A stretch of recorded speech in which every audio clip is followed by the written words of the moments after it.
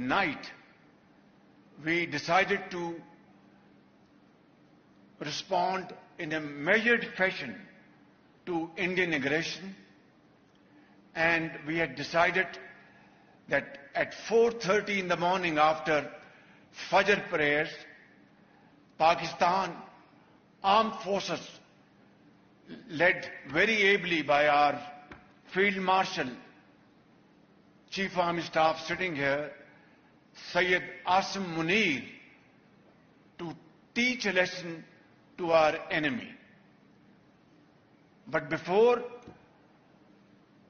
that hour reached, India again launched missile attacks, BrahMos, and hit Pakistan's various provinces, including airport in Rawalpindi and other places.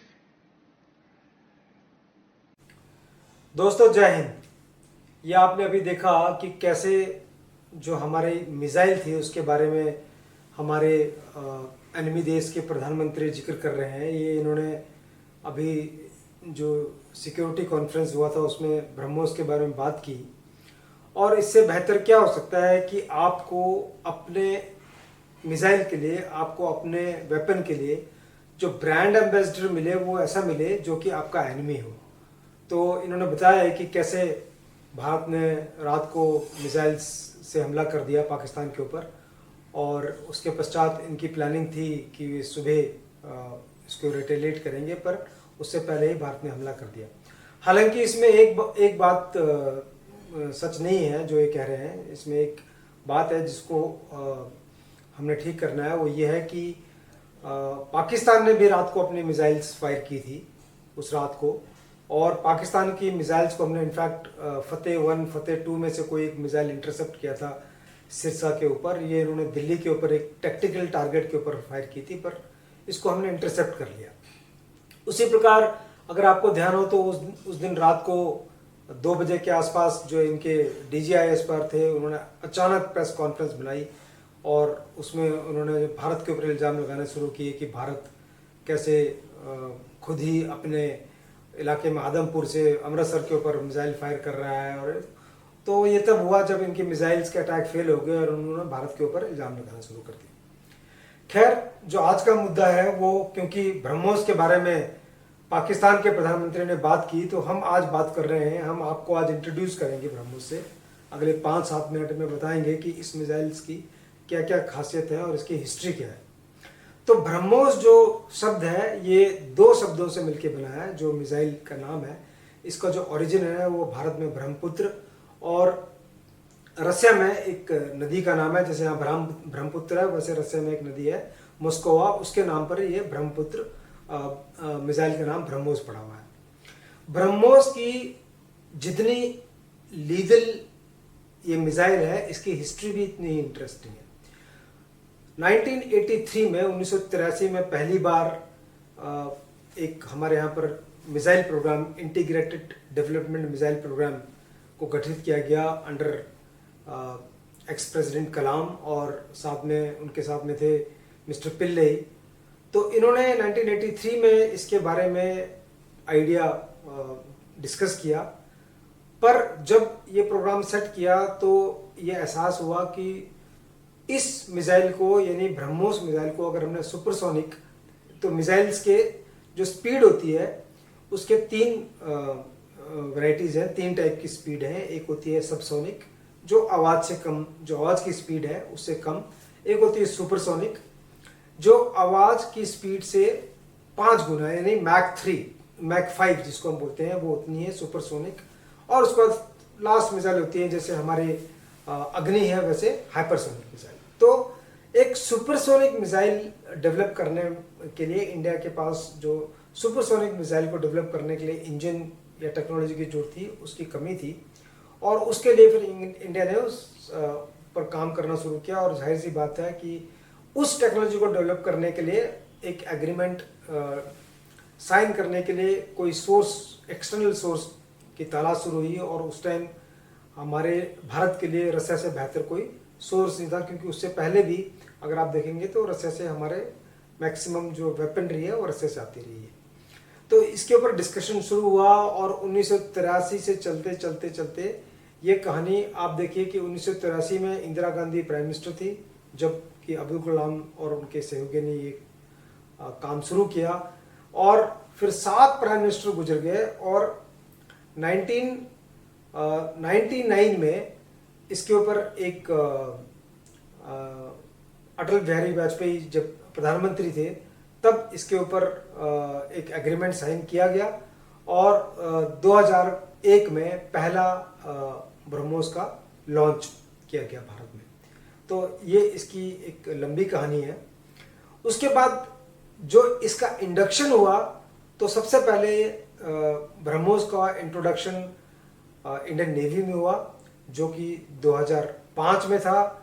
फिर 2007 में भारतीय सेना को BrahMos missile surface to air BrahMos missile भारतीय सेना को दी गई, और 2012 में पहली बार एयरफोर्स को ब्रह्मोस मिसाइल अलॉट की गई, जो कि जो सुखोई विमान थे वो स्पेशली रसिया भेजे गए थे ब्रह्मोस को सुखोई के साथ इंटीग्रेट करने के लिए।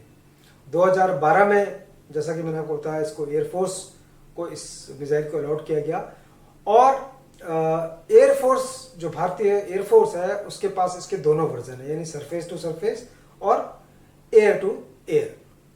तो ये दोनों वर्जन भारतीय एयरफोर्स के पास हैं, और ये जैसा कि मैंने आपको पहले बताया एक सुपरसोनिक मिसाइल है, और इसकी स्पीड है मैक 3 टू मैक 3.5, यानी आवाज से 3 गुना या 3.5 गुना ज्यादा की इसकी स्पीड है।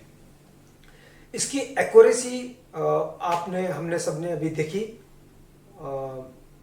इसमें ऑपरेशन सिंदूर में कैसे ब्रह्मोस ने हम तो इसके ब्रांड चैंपियन हैं ही, और हमारे प्रधानमंत्री मोदी जी ने भी अपने एक एड्रेस में बताया कि ब्रह्मोस ने कैसे पाकिस्तान में घुसकर उनके हार्टलैंड में जाकर तबाही मचाई। पर जब दुश्मन देश के प्रधानमंत्री के मुंह से ब्रह्मोस का शब्द बाहर निकला, तब पता लगता है कि इनको उससे कितना नुकसान हुआ है, और उनके दिल में कहां कहां चोट लगी है। तो इसलिए ये मिसाइल जो है ये एक ज़्यादा क्रिटिकल या इम्पोर्टेंस इन टर्म्स ऑफ लीथलिटी आ जाती है। एक इम्पॉर्टेंट बात और है कि आप देखेंगे कि ऑपरेशन सिंदूर में हमारे इस रीजन में साउथ एशियन सब कॉन्टिनेंट में नॉन कॉन्टैक्ट वॉरफेयर, अभी तक आप देखेंगे कि कारगिल वाला ऑपरेशन हुआ 1999 में, उससे पहले युद्ध हुए जितने भी, तो वो सारे जमीनी लड़ाइयाँ थी और उसमें आमने सामने लड़ाई होती थी। This was the first operation Sindoor where the lethality of the missiles and non contact warfare was established. तो भारत ने आप देखिए कि जो पहला मई 7 को जो इनके टेररिस्ट हब थे पाकिस्तान के अंदर, पंजाब प्रोविंस में जो थे भावलपुर और उसके आसपास, वहाँ पर जो मिसाइल्स रात को 1:45 बजे के आसपास जो पहला मिसाइल से अटैक किया, उससे पहले भारत ने जो पाकिस्तान को चाइना द्वारा PQ-9 और अन्य एयर डिफेंस सिस्टम जो दे रखे थे उसको पहले सप्रेस किया या उसको डिस्ट्रॉय किया, जो कि एक मिलिट्री तरीका होता है इनको सप्रेस करने का या डिस्ट्रॉय करने का। एंटी एयर डिफेंस जितने भी सिस्टम होते हैं उनको सप्रेस करने का, डिस्ट्रॉय करने का। और उसके पश्चात आप देखेंगे कि हमने जितने भी मिसाइल्स दागे पाकिस्तान में वो अपने टारगेट पर जाकर लगे। इसके पश्चात भी जब 9 तारीख को मई 9 और मई 10 को भारत ने इनके जो एयर फील्ड थे उनके ऊपर अटैक्स किए, वो सारे के सारे आप देखेंगे, हम सब ने देखा कि वैसे पाकिस्तान क्लेम करता है कि इसमें से कुछ हमने इंटरसेप्ट किए, डिस्ट्रॉय किए, कुछ अफगानिस्तान में गिरे, पर ये सिर्फ जो है उनकी एक मनगढ़ंत कहानी है। एक्चुअली में जो इनके जितने भी एंटी एयर डिफेंस सिस्टम थे वो सारे के सारे भारत ने पहले न्यूट्रलाइज किए, साइलेंट किए, और उसके पश्चात ये मिसाइल्स अपने प्रिसाइसली जहाँ पर टारगेट की थी वहाँ पर प्रिसाइज हिट्स हुए। अधिकतम जो मिसाइल्स थे, जैसे ये नहीं है कि सारे के सारे मिसाइल्स ब्रह्मोस मिसाइल्स थे, कुछ उसमें स्कैल्प मिसाइल्स थे, कुछ और भी एरियल वेपन थे, पर ब्रह्मोस का एक खास रोल रहा और ब्रह्मोस ने अपनी लीथलिटी को, अपना जो डिस्ट्रक्शन करने की पावर है उसको बहुत अच्छे तरीके से डेमोन्स्ट्रेट किया। ब्रह्मोस, जैसा कि मैंने आपको बताया कि भारत और रसिया का एक जॉइंट वेंचर है। ब्रह्मोस आज की तारीख में एक प्राइवेट कंपनी है जिसमें ज़्यादा इक्विटी भारत की है और ब्रह्मोस एक ऐसी मिसाइल है जिसको भारत अब एक्सपोर्ट भी कर चुका है। पहला एक्सपोर्ट जो है वो फिलीपींस को गया है, क्योंकि भारत जो इंटरनेशनल मिसाइल रजीम है उसका एक एशिया में 2 उसके मेंबर हैं, तीसरा भारत मेंबर बनाया है। हमसे पहले जापान और साउथ कोरिया उसके मेंबर थे, हम तीसरे मेंबर हैं। तो उसके तहत भारत इस मिसाइल को एक्सपोर्ट करने की कगार पे है और अब जाहिर सी बात है, क्योंकि ये मिसाइल बैटल टेस्टेड हो गई है, बैटल वर्दीनेस इसका हमको देखने को मिला है, तो अब इसके हमको एक्सपोर्ट ऑर्डर मिलेंगे। और कोई बड़ी बात नहीं है, कल की तारीख में ब्रह्मोस एज अ एंटिटी हमारे जो स्टॉक एक्सचेंज है वहाँ पर भी लिस्टेड हो, जैसे कि भारत इलेक्ट्रॉनिक्स लिमिटेड या अन्य और कंपनियां हैं जो इस क्षेत्र में काम कर रही हैं। अभी जो ब्रह्मोस आज की तारीख में हम प्रोड्यूस कर रहे हैं उसकी जो रेंज है वो लगभग 300-350 किलोमीटर है। अब आने वाले टाइम में हम जो है इसको 400-500 किलोमीटर तक ले जा रहे हैं और इवेंचुअली ये मिसाइल अगले 4-5 सालों में इसकी मैक्सिमम रेंज 1200-1500 किलोमीटर तक पहुंचेगी, जो कि ना कि सिर्फ पाकिस्तान बल्कि चाइना के भी काफ़ी हिस्सों को कवर करेगी। ये होगी इसकी रेंज के बारे में जानकारी। दूसरी बात यह है कि इसका मैक्सिमम जो पेलोड है वो 500 kg का है। It can carry conventional and unconventional payloads. और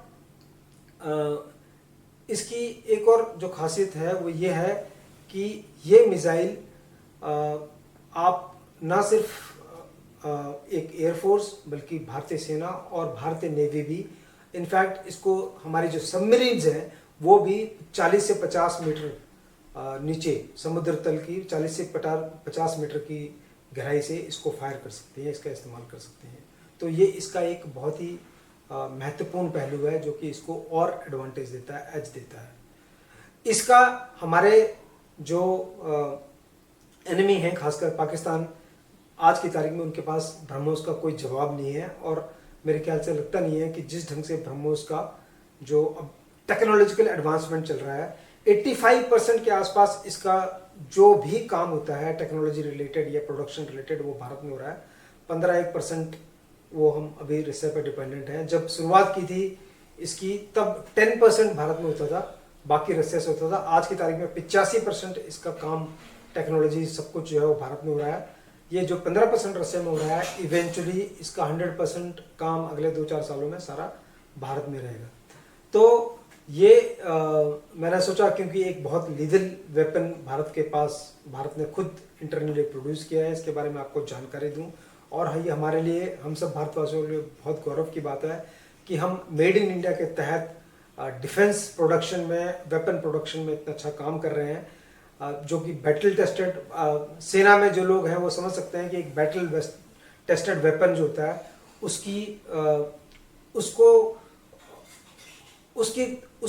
उसकी वजह से जो युद्ध में सफलता मिलती है, उससे एक सिपाही का, एक सोल्जर का मोटिवेशन कितना बढ़ता है और उससे हमको कितनी कॉन्फिडेंस हासिल होता है। और अब आप देखेंगे कि धीरे धीरे ये फिलीपींस के अलावा, फिलीपींस एक सेकंड थर्ड ऑर्डर प्लेस करने की ऊपर उनके साथ डिस्कशन चल रहे हैं। उसके अलावा भी अन्य वर्ल्ड के अन्य देशों में भी आप देखेंगे कि ब्रह्मोस की डिमांड बढ़ेगी और ब्रह्मोस को सप्लाई हमें मिलेगी। आज की तारीख में इसका प्रोडक्शन हैदराबाद में हो रहा है मेनली। अभी चंद दिन पहले ही ऑपरेशन सिंदूर के दौरान ही इसका एक सेटअप लखनऊ में भी हुआ है, जिसका उद्घाटन हमारे डिफेंस मिनिस्टर और यूपी के मुख्यमंत्री योगी जी ने मिलकर किया। आपने न्यूज़ में, समाचार में देखा होगा। आपका बहुत बहुत आभार, धन्यवाद, जय हिंद।